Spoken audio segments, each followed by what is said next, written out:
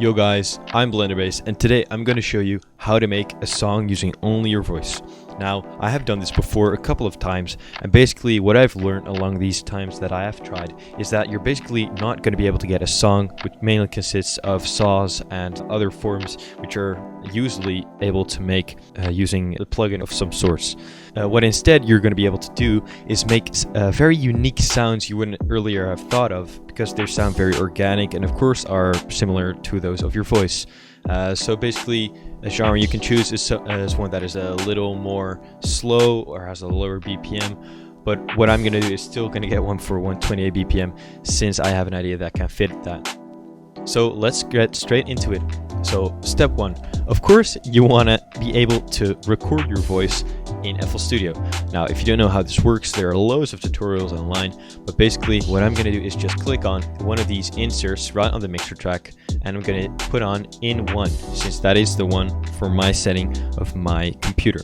So what I'm going to do is now you can hear double. I'm going to record myself making some noises. So when I'm done recording, I will show you guys what I've recorded so you can see for yourself what type of ideas you can get and where you want to go. And since you of course want to get all the types of instruments, I'm going to show you exactly how to do some of them and maybe get a little more for yourself if you're inspired. So because I was inspired, I'm going to record myself singing the intro of the Misty Mountain song in The Hobbit. If you haven't heard of it, it's great, super vibey. And I'm going to try and make some cover of some sorts of it. And of course, since they use their voice in the song, I think it would be a great idea to do something with that. So I have recorded myself singing the melody, the intro of the Misty Mountain song. And I have made it quite long so that when there are any imperfections in the first half, which is basically the entire part, I have done it again in the second half, so that when there are any imperfections, I can just copy them over. Or even if everything works out fine, it works out for some uniqueness, or I can layer it to make it sound more thick. So let's take a listen.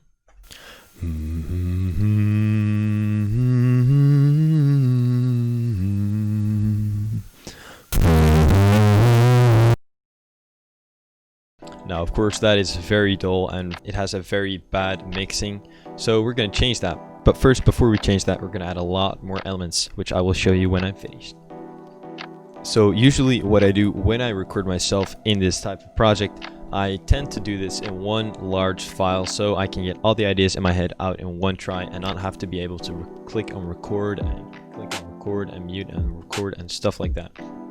So basically what I got here is a really long file of just my voice doing weird things, and I promise you it's just my mouth. And I have done stuff like just making normal sounds, but also my voice again, or making weird sound effects, whistling, hi-hat stuff, all sorts of things.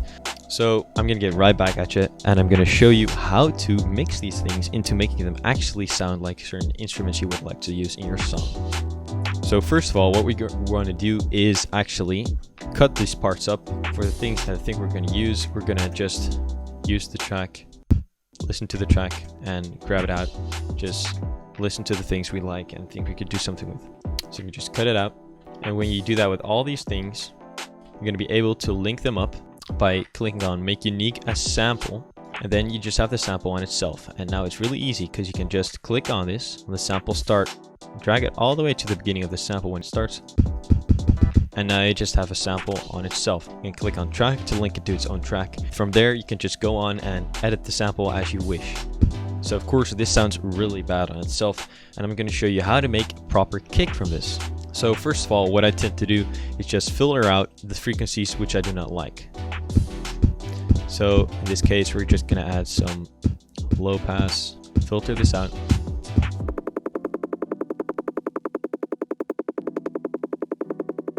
For now, it's very basic shape, so you do not want to put too much effort in it per se. So next thing I'm going to do is going to add some distortion. For me, this is one of the favorites. It's the Fruity Blood Overdrive. Already adds a lot of punch towards the kick. And we're going to add even more distortion in the fast distortion.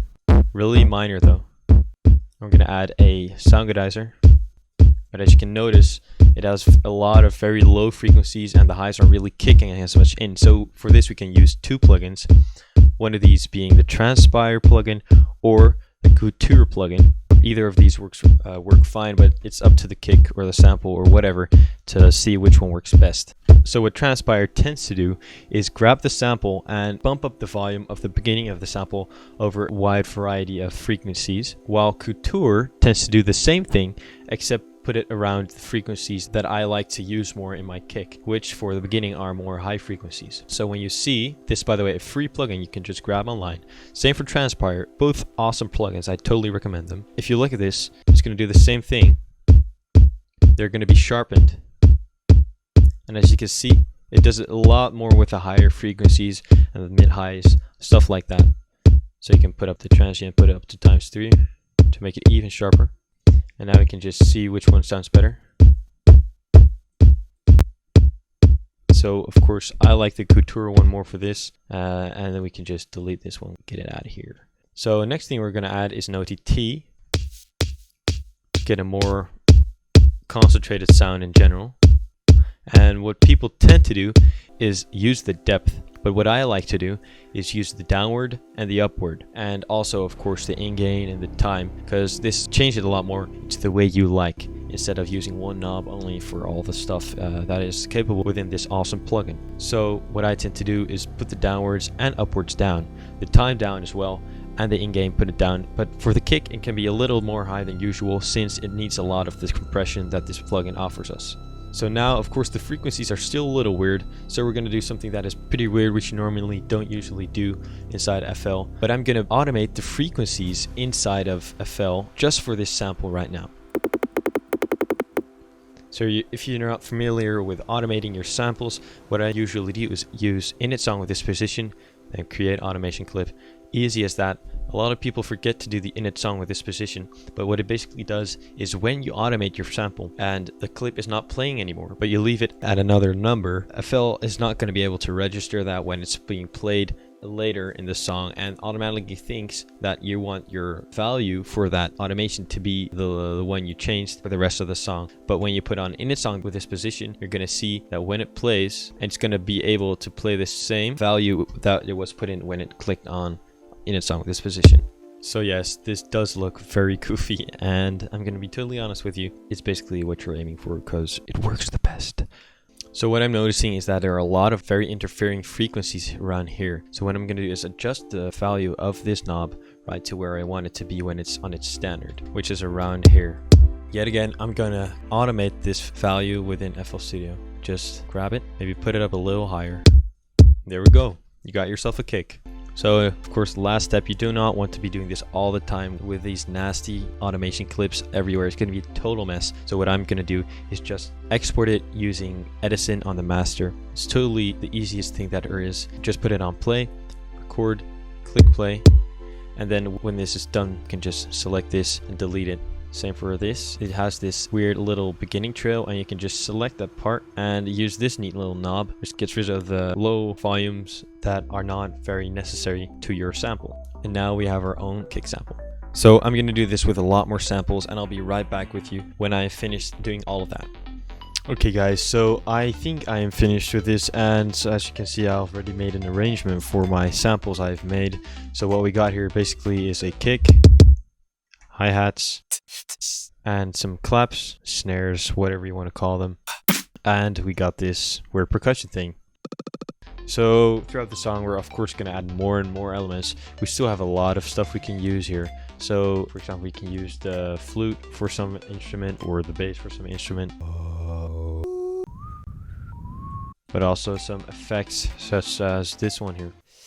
So next thing we're going to do is master the vocals, which if you still remember, which I hope you do, is these Misty Mountain vocals, which were like this. So I'm going to show you quickly how I normally do that. Basically really easy, you just have to follow a certain amount of steps and they normally come out fine. So first of all, we're going to get rid of the first part right here, and it's actually very smart to just put it on generic, so when it trails, it's not all of a sudden going to start with a clipping sample and it just fades in slightly. So we gotta of course put it up to the beat when it starts, and because of the lateness, it's going to be a little later when you record it, or a little earlier. Then you come with a result that comes out somewhat like this for me.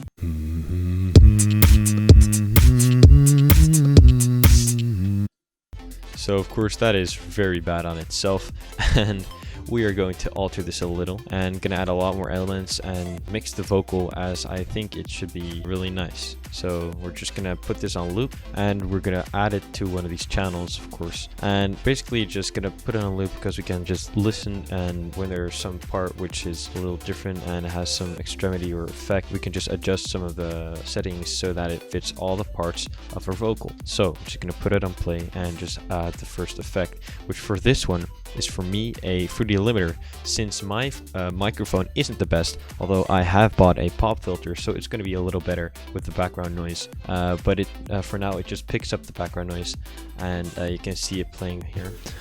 So to minimize that, I'm just going to put on a fruity limiter and put the threshold up and the gain all the way down, so that the very low volumes, when my voice isn't fully playing, it is ducking away the volume of those parts.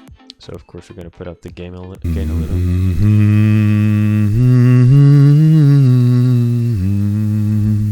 And we're going to get rid of these parts, which you can just cut out since there are going to be a lot of miscellaneous stuff. So as you can see here, there is a part for me when I accidentally touched my microphone and it has this weird noise. So what I'm going to do is just cut this part right here and cut this part right here, since it's the same part. And then I'm just going to delete that and copy this right over. There we go. So now with all these parts cut out, so we're sure that they're not interfering with our vocal, we can start truly with the mixing of our vocal. So right off the bat, you're going to put on a EQ so you can get rid of the annoying frequencies that are super low in my voice. So you're going to put up a high pass for that and put it on steep 8, since you can then really accurately get rid of the frequencies that are annoying.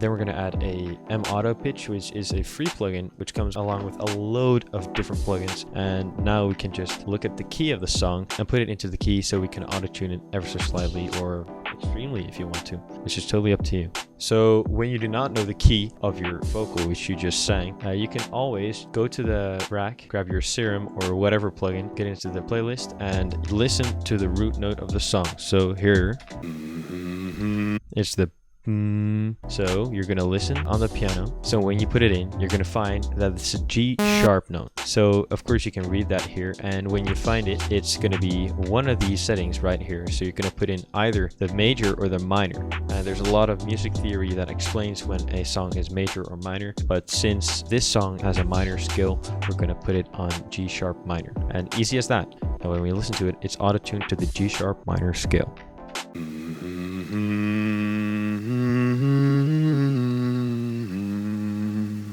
So now we're going to put on the real effects.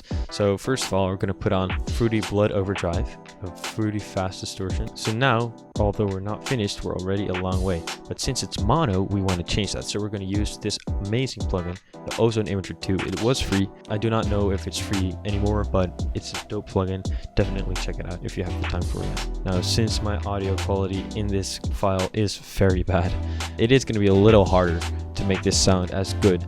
But what I usually do is I link it to this track only, and then I'm going to add ever so slightly a round reverb, which is the really great reverb. I'm going to make this one pretty short.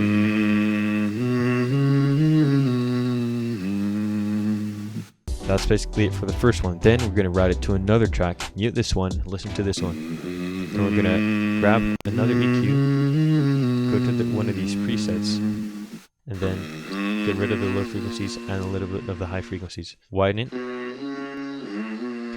And when you listen to it now, it cancels a little bit of the main vocal's frequencies and makes it shift a little weird. And to avoid that, we are going to do a little trick which contains the fruity delay. And you're going to turn down the dry all the way, turn down the level all the way, and then the time, you're going to put that ever so slightly up, just a tad. So when you listen to it, it barely has a little delay.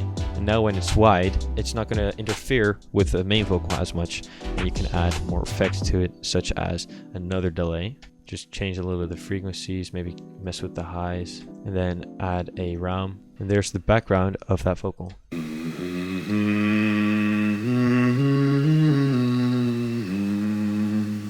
There we go. Now the last thing you want to do for this is grab a balance in a song with this position and create an automation clip. Now this is going to be for our next step already, which is for the sidechain. And I usually use the fruity balance since it's very customizable and easy to use. So what we're going to do for this one is just drag it over, make a shape, and just change it just like that. And just make this copy all the way through the end.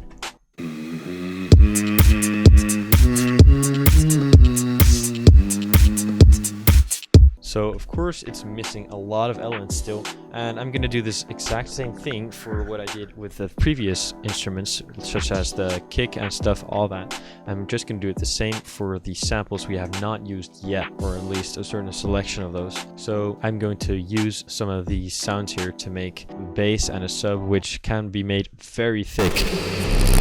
This is going to have a very interesting sound since it does not have the same frequencies that you normally find in a 3x oscillator or of any sort similar, and it has very unique frequencies and waveforms since you made them with your voice, which is very cool. I'm just going to go right through how you can make something like that. We're going to start with selecting a sound, and for the bass I already know which sound I'm going to use, which is my voice, where I'm going low again.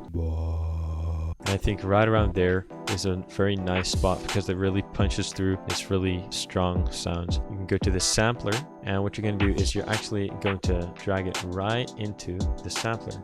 And what you can do with the sampler is very neat, which is you can crossfade it, which means you can let it play over and over again.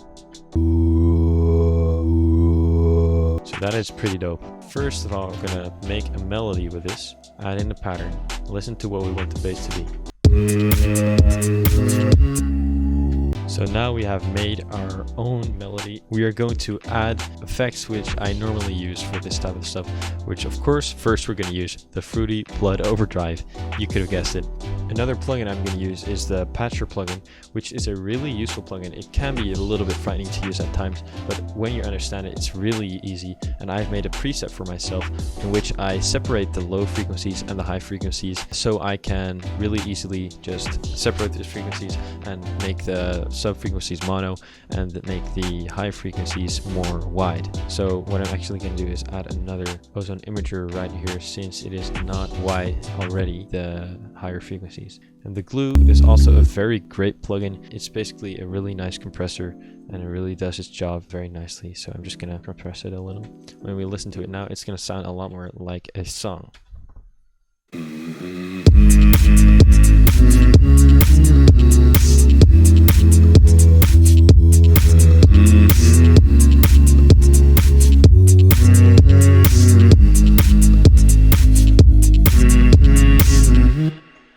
And it really has a very powerful sub, which I totally love. And of course we're not done yet, because we need the chords and a lot more elements we're going to add to make this sound a lot more professional and finished. So I'm going to be right back once I've done that. So guys, I've finished the project, and I have changed actually a lot more things than I was planning on doing. Actually, I changed the chord progression a little, the timing together with the bass, and added a lead. Vocal is switched to the second half of the drop now, and proper structure is built into the drop. So here's the song, and tell me what you think.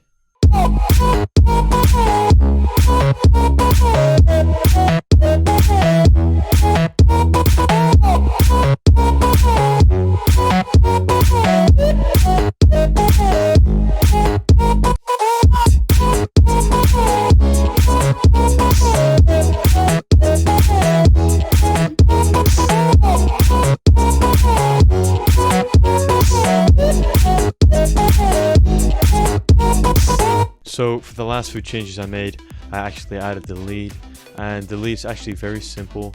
It is the flute which I used in the song, and through the flute we did the same process, except the only unique thing that happens here is that I put a little alter boy on top of it to change the format, which does a really unique effect on this flute sound. This is without, and this with. Then just some simple effects, widening, distorting, ODT, sound goodizer, you name it. And of course the reverse reverb automation together with these automations for the volume. The other thing that I actually did is this volume automation where I totally turn down the volume of certain instruments so that there is a total silence, which leads to a stronger impact for the sound that comes after it. Now guys, if you have any more questions, please comment them in the comments below. I'm eager to know what you think, so definitely tell me guys in the comments. And always, if you have any questions, you can just ask me. I am happy to explain if I can help you. Have a nice day and see you next time.